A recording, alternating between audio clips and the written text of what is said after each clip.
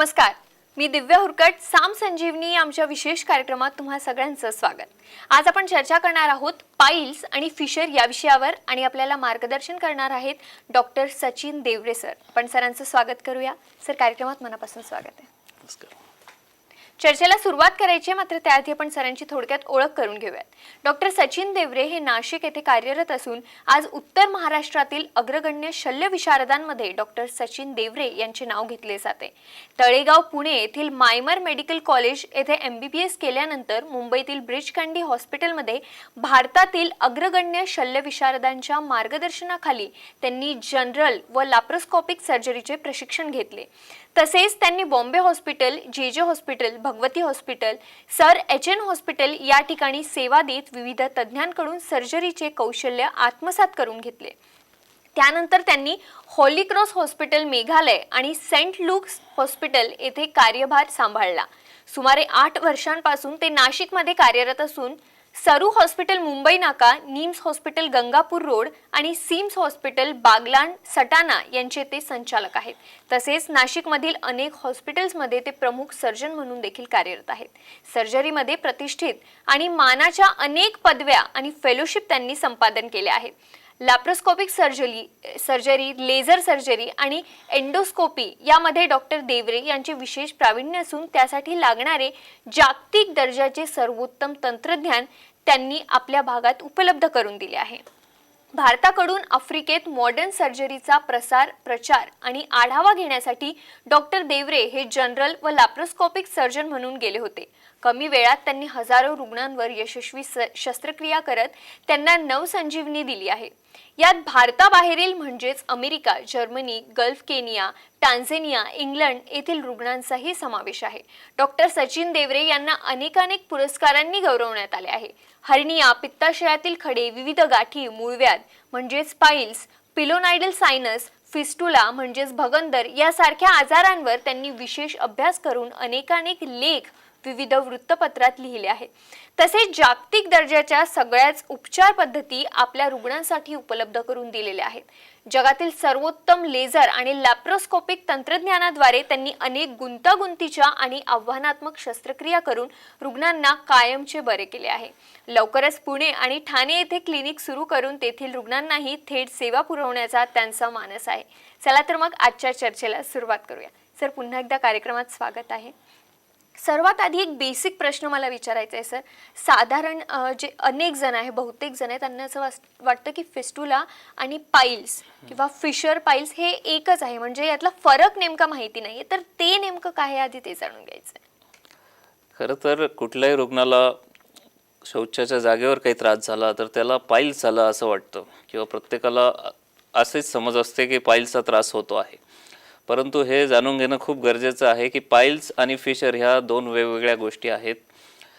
Piles आणि fissure यात fissure जो आहे हा अत्यंत त्रासदायक असा प्रकार असतो, ज्यात रुग्णाला प्रचंड वेदना होतात, शौचाच्या दरम्यान तिथे टोचल्यासारखं होतं, आग होते, शौचाला जाऊन आल्यानंतर आग होत असते आणि अचानक रुग्णाला खूप जास्त त्रास झाल्यामुळे तो डॉक्टरांच्या शोधात असतो किंवा काहीतरी इलाज करावा म्हणून शोधत असतो. तर हे जे त्रासदायक प्रकार आहे हा सहसा फिशरचा असतो. पाईल्समध्ये साधारण एवढा त्रास कधी होत नसतो. रुग्णाला तिथे गाठ आल्यासारखं किंवा कोंब हाताला लागत असतं आणि ब्लिडिंग होऊ शकते, जी की पेनलेस ब्लिडिंग, जिथे ज्या ब्लिडिंग होत असताना रक्त जातं परंतु दुखणं फारसं राहत नाही. तर ते साधारण पाईल्सचे रुग्ण असतात. पाईल्सचे रुग्ण हे रक्त जातं म्हणून डॉक्टरांकडे येतात. फिशरचे जे रुग्ण असतात ते दुखणं असतं म्हणून डॉक्टरांच्या शोधात येत असतं. तर पाईल्स, फिशर हे रुग्णालाही स्वतःला कळू शकतं की जर खूप त्रास होत असेल, शौचाच्या वेळेस आग होत असेल किंवा शौचाला जाऊन आल्यानंतर आग होत असेल तर साधारण हे कुठेतरी फिशर असू शकतं. पाईल्सच्या रुग्णांना ब्लिडिंग हा त्रास जास्त असतो आणि फिशरमध्ये तुम्हाला तिथे बाहेरच्या बाजूला स्किनचे टॅग्स लागू शकतात, जे त्यांना वाटतं की हे पाईल्स आहे म्हणून, पण ते पाईल्स नसून फिशरचाच प्रकार असतो. तर बेसिकली फिमेल्समध्ये जास्त प्रमाणात जो त्रास असतो तो फिशरचा असतो. मेल्समध्ये साधारण पाईल्सचा त्रास जास्त प्रमाणात असतो. तर हा एक साधा फरक दोघांमध्ये आहे. अगदी सर, हे तुम्ही खूप चांगल्या पद्धतीने समजून सांगितलं. आणि आत्ता आपण बघायला मिळतं की म्हणजे हा आजार खूप वाढत चालला आहे. आणि कोरोनानंतर तर याचे रुग्ण किंवा याचा त्रास फार वाढत चालला आहे. नेमकी याची काय कारण असू शकतात? याची कारणं कोरोनानंतर निश्चितच रुग्ण वाढलेले आहेत. पुष्कळ लोकांना हा त्रास जास्त प्रमाणात होतोय. सरळ सरळ कारण असं आहे की कोरोनामध्ये लॉकडाऊनमुळे बरेच लोक घरीच बसून होते. वर्क फ्रॉम होम झालं, जिम बंद झाल्या, एक्झरसाईज बंद झाली. तर सेडेंटरी लाईफस्टाईल ज्याला आपण म्हणतो की काही काम न करता फक्त घरात बसून राहायचं. खाण्याचं प्रमाण घरात बसल्यामुळे वाढलं की जास्त प्रमाणात लोक घरात बसल्या बसल्या खायला लागले. चिंता होती, टेन्शन होतं. त्या काळात सुद्धा आपली जी पचनसंस्था आहे ती बिघडलेली असते. जे आपले डेली रुटीन असते, जे ऑफिसला जायचं, जिम करायचं, एक्झरसाईज करायचं, हे कुठेतरी पूर्णपणे विस्कळीत झालं होतं. या व्यतिरिक्त बऱ्याच रुग्णांनी किंवा बऱ्याच लोकांनी भीतीपोटी वेगवेगळे औषधं, काढे जे सांगण्यात येईल की याच्याने करोना होणार नाही त्या गोष्टी घेण्यात आल्या. त्याचे परिणाम सकारात्मक किती झाले माहिती नाही, पण नक्कीच हा परिणाम झाला की त्यांना ॲसिडिटीचा त्रास, म्हणजे ज्याला गॅस्ट्रिक अल्सरेशन्स म्हणतो आपण, ते पचनसंस्थेत बिघाड झाला. आणि पाईल्स आणि फिशर हे दोघंही रुग्ण निश्चितच करोनानंतर ह्या सर्व कारणांमुळे वाढलेले आहेत. अगदी सर, पण आता जेव्हा आपण म्हणतो की पाईल्स आणि फिशरचे रुग्ण वाढले आहेत आणि पाईल्स आणि फिशर ऐकल्यानंतर डोक्यात पहिल्यांदा ते नॉर्मल लोकांच्या येतं ते म्हणजे ऑपरेशन, की आता ऑपरेशन करावं लागेल. तर ऑपरेशन हा एकमेव पर्याय आहे का या आजारांवर? निश्चितच ऑपरेशन हा पर्याय नाही आहे. जेवढे काही मी कारणं सांगितले आता तुमच्या लक्षात आलं असेल की हे जर जेवणाच्या तुम्ही नियमा तुमच्या बरोबर असतील किंवा एक्झरसाईज असेल, पोट व्यवस्थित साफ होत असेल, पचनसंस्था व्यवस्थित असेल, तर हा आजार होतच नाही. सर्वप्रथम prevention is better than cure, की कुठला आजार झालाच नाही तर अतिशय चांगलं, पण झाला तर पुढे काय? झाल्यानंतर रुग्ण घाबरून जातात. पहिली गोष्ट तर घाबरण्याचं कुठलंही कारण नाही, कारण ह्या आजारात बऱ्याच रुग्णांचा पहिला प्रश्न असतो की डॉक्टर काही मोठं होणार तर नाही, किंवा ब्लिडिंग बघून त्यांना वाटतं की काही गंभीर आजार झालेला आहे. निश्चितच काही गंभीर आजारांमध्ये सुद्धा ब्लिडिंग होऊ शकते, परंतु जेव्हा पाईल्स किंवा फिशर असे आजार तुम्हाला झालेले असतात तर याचं काही रूपांतरण कॅन्सर किंवा अशा गंभीर आजारांमध्ये होत नसतं. हे जे प्रकार आहेत या आजारांमध्ये रुग्णाला एक वेळ असते, आधीच जाणीव होत असते. योग्य वेळी जर तुम्ही डॉक्टरांचा सल्ला घेतला तर निश्चितच बिना ऑपरेशन हे आपल्याला ट्रीट करता येतात, चांगले करता येतात रुग्ण. आमच्याकडे जे येणारे रुग्ण असतात त्यांना जर सुरुवातीच्या टप्प्यांमध्ये रुग्ण असतील किंवा खूप अतिशय गंभीर अशा आजारात त्याचं रूपांतरण न होता ते आमच्याकडे पोचलेले असतील तर निश्चितच आम्ही प्रत्येक रुग्णाला गोळ्या, औषधं, लाईफस्टाईल मॉडिफिकेशन आणि आहारात काही बदल करून पूर्णपणे बरं करत असतो. साधारण 60 ते 70% रुग्ण हे कुठलंही ऑपरेशन न करता, कुठलीही सर्जरी न करता, फक्त दिलेले काही औषधं आणि आहारात बदल केले तरी पूर्णपणे चांगले झालेले आहेत, चांगले होऊ शकतात. अगदी सर, पण साधारण याला सगळ्यांना किती काळ लागतो विना ऑपरेशन आपण जर का बरं करायचं झालं तर? साधारण फिशर हा जो आजार आहे याला 1 महिन्याचा काळ असतो. फिशर म्हणजे काय असतं की आतून एक जखम झालेली असते. ती जखम तो अल्सर असतो आणि त्यामुळे शौचाच्या दरम्यान तिथे आग होत असते, त्रास होत असतो, दुखणं असतं, पेन टोचल्यासारखं होत असतं. तर ती जखम जर पूर्णपणे बरी झाली तर रुग्ण पूर्णपणे बरा होणार असतो. तर हे पूर्ण क्युअर करायला आपल्याला साधारण 1 महिन्याचा कालावधी द्यावा लागतो. काही रुग्णांमध्ये 2 आठवडे जास्त म्हणजे 1.5 महिन्यापर्यंत वेळ दिला तर हे फिशर हे पूर्णपणे बरं होऊ शकतं. पाईल्समध्ये डिपेंड्स ऑन ग्रेडिंग, म्हणजे तो कुठल्या टप्प्यातले पाईल्स आहेत. त्याच्यात 4 टप्पे असतात. 4थ्या टप्प्यातला रुग्ण सहसा गोळ्या औषधांनी बरा होऊ शकत नाही. त्याला कुठले तरी सर्जरी किंवा कुठल्या तरी पद्धतीने ऑपरेट करूनच आपल्याला पूर्ण बरं करता येतं.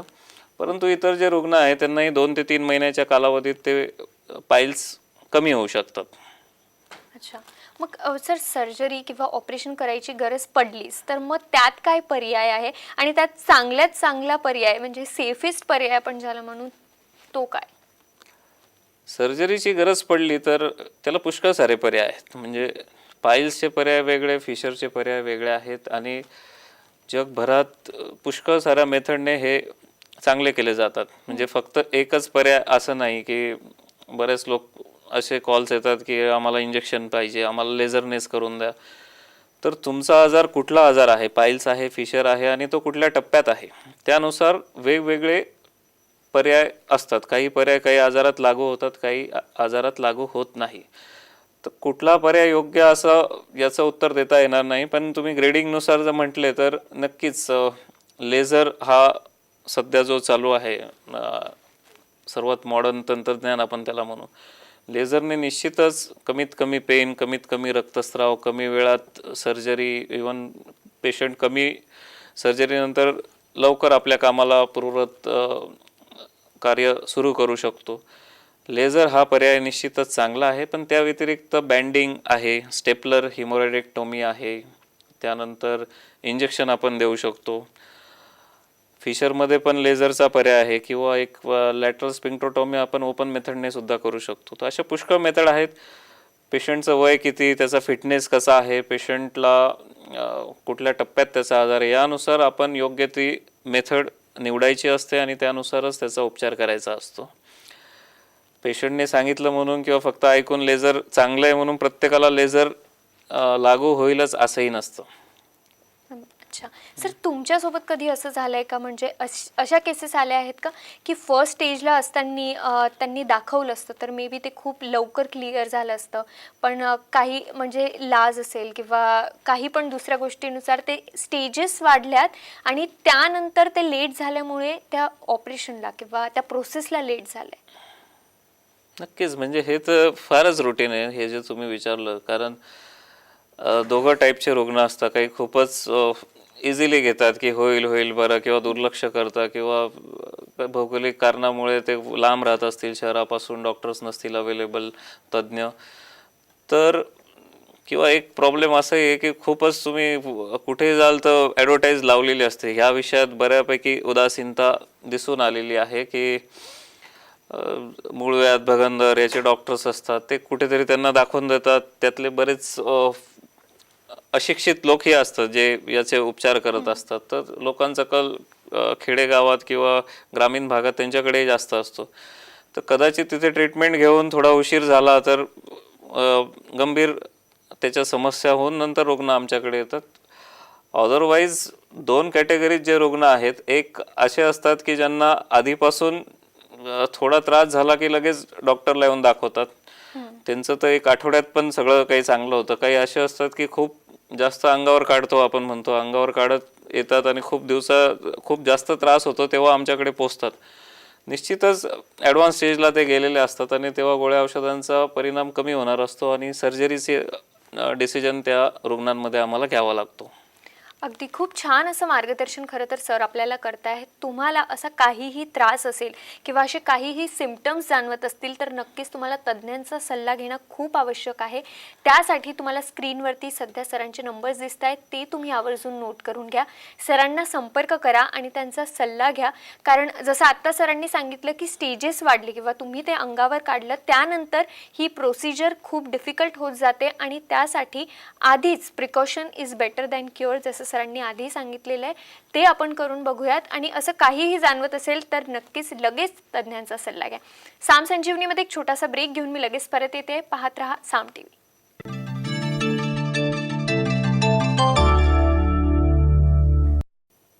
ब्रेकनंतर साम संजीवनीमध्ये तुम्हा सगळ्यांचं पुन्हा एकदा स्वागत. पाईल्स आणि फिशर या विषयावर आज आपण चर्चा करतोय आणि आपल्याला मार्गदर्शन करतायत doctor Sachin Devare sir. Sir पुन्हा एकदा ब्रेकनंतर स्वागत आहे. सर आता मला एक खूप इम्पॉर्टंट प्रश्न विचारायचा आहे, तो म्हणजे ऑपरेशनमध्ये काही चुकीच्या पद्धतीने ऑपरेशन झालं किंवा काही गडबड झाली तर कॉम्प्लिकेशन्स काय काय होऊ शकतात? ओके, चुकीच्या पद्धतीने ऑपरेशन म्हणजे जर तज्ज्ञांनी ऑपरेशन केलं असेल तर आवर्जून मी सांगतो तज्ज्ञांनी, कारण ह्या क्षेत्रात बरेच अगदी तंबूत सुद्धा लोक उपचार करतात. म्हणून मला सांगावंसं वाटतं की तज्ज्ञांनी, ज्यांना त्या क्षेत्राचं ज्ञान आहे, त्यांनी जर सर्जरी केली तर निश्चितच फार कॉम्प्लिकेशन्स कमी असतात सर्जन रिलेटेड. परंतु याचे निश्चितच गंभीर परिणाम किंवा गंभीर कॉम्प्लिकेशन्स होतात आणि असे रुग्ण पण येतात ऑपरेशन केल्यानंतर कॉम्प्लिकेशन्स घेऊन येणारे. यात सिरियस कॉम्प्लिकेशन म्हणजे तुमचा कंट्रोल जाऊ शकतो त्या जागेवरचा. जर फिशरचं ऑपरेशन करताना जर चुकीच्या पद्धतीने झालं तर पूर्णपणे कंट्रोल जाऊन तुम्हाला शौचाचं कुठलाही कंट्रोल राहत नाही. दुसरं कॉम्प्लिकेशन, ती जागा पूर्णपणे बंद होऊ शकते. असेही रुग्ण बघितलेले आहेत की ती जागा पूर्णपणे बंद झालेली आहे. साधारणतः जे कुठेतरी अतिशय अनएज्युकेटेड किंवा अशिक्षित लोकांकडे याची जर ट्रीटमेंट घेतली गेली तर निश्चितच असे गंभीर कॉम्प्लिकेशन्स असतात, ज्यातून रुग्णाला बाहेर काढताना किंवा पुन्हा ते सर्व सर्जरी करून ठीक करायला आम्हालासुद्धा खूप मेहनत घ्यावी लागते. बऱ्याच दुर्दैवाने खूप काही अशा गोष्टी असतात की ज्याला करेक्ट पूर्णपणे 100% बरं करणं आम्हालासुद्धा कठीण होऊन जातं.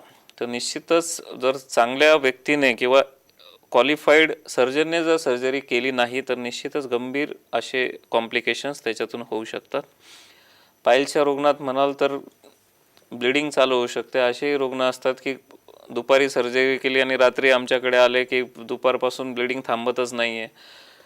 तर असे काही पुष्कळ इमिजिएट कॉम्प्लिकेशन, काही लेट कॉम्प्लिकेशन्स आहेत. जसं मी आत्ता बोललो, स्टिनोसिस, स्ट्रिक्चर, जागा छोटे होणं, कंट्रोल जाणं, किंवा बरंच वर्ष 2 वर्षसुद्धा डायलेटर वापरत असतात लोक ती जागा मोठी करण्यासाठी ऑपरेशन नंतर. तर असे काही कॉम्प्लिकेशन्स होऊ शकतात. पण जर तज्ज्ञ किंवा सर्जनने, क्वालिफाईड सर्जनने जर सर्जरी केली तर सहसा असं काही झालेलं मला बघितलेलं अजून नाही आहे. ठीक आहे. सर, या आजाराचा जो प्रमाण आहे तो भारतात फार वाढताना आपण बघितलं, आणि स्पेशली कोरोनानंतर. पण जागतिक स्तरावर पण हीच परिस्थिती आहे का? तुमच्याकडे काही पेशंट्स आहेत का जे जागतिक स्तरावरून येत आहेत आणि त्यांना हा आजार आहे? निश्चितच. म्हणजे मगाशी मी बोललो, जेवणाचा महत्त्वाचा याच्यात रोल आहे की आपण आहार काय घेतो, आणि त्यानुसार काही कंट्रीजमध्ये नॉन व्हेजिटेरियन म्हणजे मांसाहाराचं प्रमाण खूप जास्त आहे. आणि इवन खाण्यातसुद्धा त्यांचे जे पदार्थ आहेत त्यामुळे त्यांना सतत बद्धकोष्ठता म्हणजे कॉन्स्टिपेशनचा त्रास असतो, आणि त्यामुळे त्यांना पाईल्स, फिशर हे आजार होत असतात. साधारण गल्फ कंट्री आणि आफ्रिकेत असे रुग्ण फार जास्त आहेत. रिसेंटली गेल्या मागच्या वर्ष 1.5 वर्षात Germany, Saudi Arabia, Tanzania, Kenya इथले स्पेसिफिकली पाईल्स आणि फिशरचे रुग्ण भारतात आमच्याकडे नाशकात येऊन त्यांनी ट्रीटमेंट घेतलेली आहे. निश्चितच तिथे हा प्रमाण आत्ता सध्या वाढलेला आहे आणि त्यांनाही हा त्रास आहेच. अगदी. सर, अजून एक महत्त्वाचा प्रश्न म्हणजे पाईल्सची ट्रीटमेंट झाल्यानंतर किंवा ऑपरेशन केल्यानंतर पाईल्स पुन्हा उद्भवण्याचे चान्सेस असतात का काही? आणि किंवा असं असेल तर मग त्याला टाळण्यासाठी आपण काही करू शकतो का? निश्चितच चान्सेस आहेत. असंही बऱ्याच वेळा बघण्यात येतं की काही लोक गॅरंटी घेतात की केल्यानंतर लाईफ टाईम वॉरंटीसारखं लिहिलेलं असतं किंवा परत कधीच होणार नाही. तर असं काही होणार नसतं. बेसिकली ज्या गोष्टींमुळे कुठल्या तरी आयुष्याच्या टप्प्यात तुमची ती जागा पूर्णपणे नॉर्मल असते, तिथे काहीही त्रास नसतो, आणि नंतर तुमच्या खानपानाच्या सवयी, तुमची दिनचर्या याच्यात काही बिघाड झाल्यामुळे, पचनसंस्थेत बिघाड झाल्यामुळे तुम्हाला पाईल्स किंवा फिशर असा आजार झालेला असतो. आणि तो वारंवार होत कुठल्या तरी स्तराला येऊन तुम्ही ऑपरेशनपर्यंत आलेले असतात.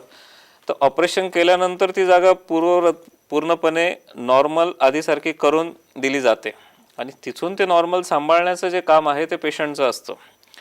म्हणजे बरेच जेवणाचं जर तुम्ही नियमानंतर पाळल्या नाही, खाण्यात जर तुम्ही बदल केले नाही, तुमचा आहार तुम्ही जर चेंज नाही केला तर साधारण 5 ते 6 वर्षात परत हा आजार होऊ शकतो. परंतु जर तुम्ही हे सर्व काही सांभाळू शकलात तर निश्चितच परत हा आजार होत नाही. साधारण आमच्या अनुभवातून स्त्रियांमध्ये जेवढे काही सर्जरीज केलेल्या आहेत, जेवढ्या ऑपरेशन स्त्रियांचे आम्ही केलेले आहेत, त्यांना सहसा मोर दॅन 90% मी म्हणेल की त्यांना परत हा आजार होत नसतो. पुरुषांमध्ये निश्चितच जर त्यांनी दिनचर्या जर त्यांची तशीच राहिली तर एक 5-6 वर्ष किमान काही होत नाही. 5, 10, 15 वर्षानंतर हा त्रास होऊ शकतो. अगदी सर, एकदम अंतिम टप्प्यावर आहोत कार्यक्रमाच्या. जाता जाता आमच्या प्रेक्षकांना काय सल्ला द्याल, ज्यांना पाईल्स आहे किंवा फिशर आहेत त्यांनी काय काळजी घ्यायला हवी घरी, आणि ज्यांना होण्याचे चान्सेस आहेत, कशामुळे होण्याचे चान्सेस आहेत, काय गोष्टी आहेत त्या अवॉइड करायला हव्या? अच्छा. पाईल्स आणि फिशर दोघे निश्चितच टाळता येण्यासारखे आजार आहेत. मी एकच सांगेल की तुम्ही वर्क फ्रॉम होम किंवा बैठक काम तुमचं असेल तर खूप जास्त वेळ बसण्याचं काम असेल तर तासनतास बसण्यापेक्षा अर्ध्या तासानंतर तुम्ही 10 मिनिटासाठी उठून फिरलं पाहिजे. असं केल्याने तुम्हाला पाईल्स होण्याची शक्यता कमी असते, कारण बसूनच राहिलं तर ग्रॅव्हिटीमुळे रक्त सगळं खाली जातं आणि पाईल्स होण्याचे चान्सेस वाढतात. दुसरी गोष्ट, कुठला तरी मॉडरेट एक्झरसाइज म्हणजे चालणं, व्यायाम करणं, सायकलिंग किंवा घरातलं काही काम असेल ते तुम्ही एक्झरसाइज करत राहाल तर तुमची पचनसंस्था म्हणजे आतड्यांचं कार्य पण खूप व्यवस्थित सुरू असतं आणि ते चांगलं व्यवस्थित असलं तर खालच्या जागेवर, शौचाच्या जागेवर जास्त त्रास येत नाही आणि तुम्हाला पाईल्स फिशर होत नाही. त्याच्यामुळे मॉडरेट एक्झरसाइज करणं गरजेचं आहे. यासोबत तुमचा जो आहार आहे, जेवण, त्यात तुम्ही मैद्याचे पदार्थ स्पेसिफिकली आणि बेकरीचे जे पदार्थ असतात ते तुम्ही टाळले पाहिजे. मैदा आणि बेकरीचे हे पदार्थांचा थेट संबंध तुमच्या कॉन्स्टिपेशनशी आणि पाईल्स फिशरशी येत असतो. ज्या रुग्णांना हा त्रास आहे किंवा होऊ शकतो त्यांनी ही काळजी घेतली पाहिजे.